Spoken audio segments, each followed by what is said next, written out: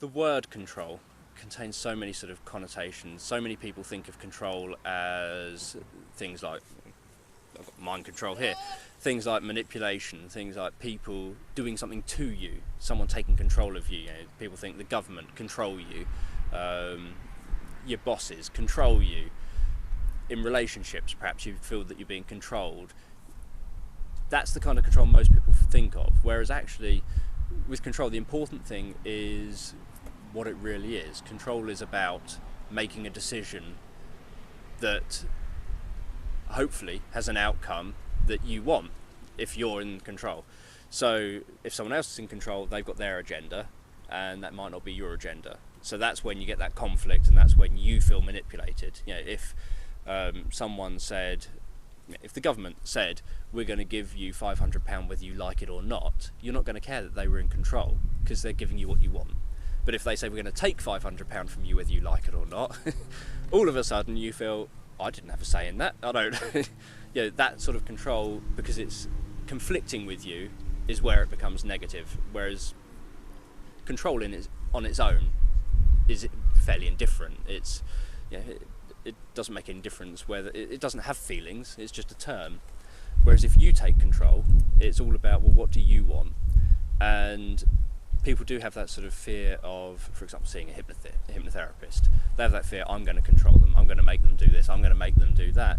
When in reality, that's not what I'm there for. I'm there to give people control. I want them to do things because they want to. I want people to think, I feel helpless in this situation, so I'm going to take control in this situation so that I don't feel helpless because I'm doing something about it. Or, I'd love to give up smoking, for example, but I can't give up smoking because I'm too addicted. That means that the cigarette, in effect, is controlling the person. They believe it's controlling them. Whereas if they take control, if I can help them to get control themselves, it'd be no good me saying, okay, you're going to go home tomorrow and you're never going to smoke again. That's me trying to assert control, and people don't like people asserting control. So even if they really want to accept the suggestion, most people will probably reject it because they'll think by accepting it, they're accepting that I can control them, which for something mundane doesn't matter, but obviously the long-term connotations of it are, if I can control them and make them stop smoking, what else can I control them to do? So if you can give someone else the control and say, okay, you can carry on smoking, that's entirely your choice, but you could also decide to do this, that or the other.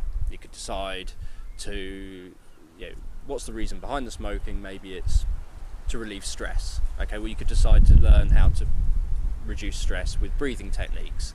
So then you can choose, you can have a cigarette or you can breathe. It's up to you. It's not me in control anymore, it's not the cigarette in control anymore, because they now have two options. So it's about them, now they're in control, they can make that choice.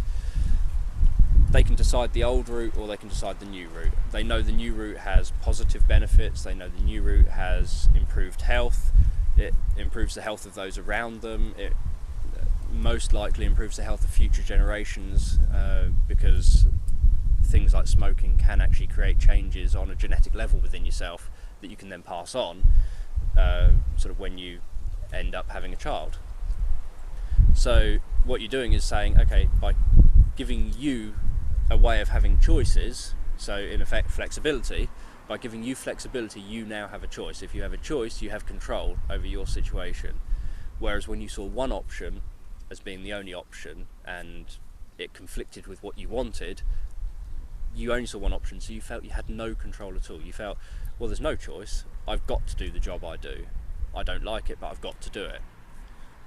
I can't get anything else. Or I've got to smoke, I can't do anything else. It's the only way I relax, or it's the only way I can socialise, because obviously a lot of people will smoke as a sort of social thing, so they think, oh, if I ask someone for a cigarette, it breaks the ice, starts a conversation. So if they only see that narrow perspective, not only do they lack control, or not so much they lack control, they give control away to someone or something else in as far as their mind is concerned, but they also have no options, they have no choice. So really true control is opening up options, giving flexibility, saying, well, your one perspective doesn't have to be the only way it is.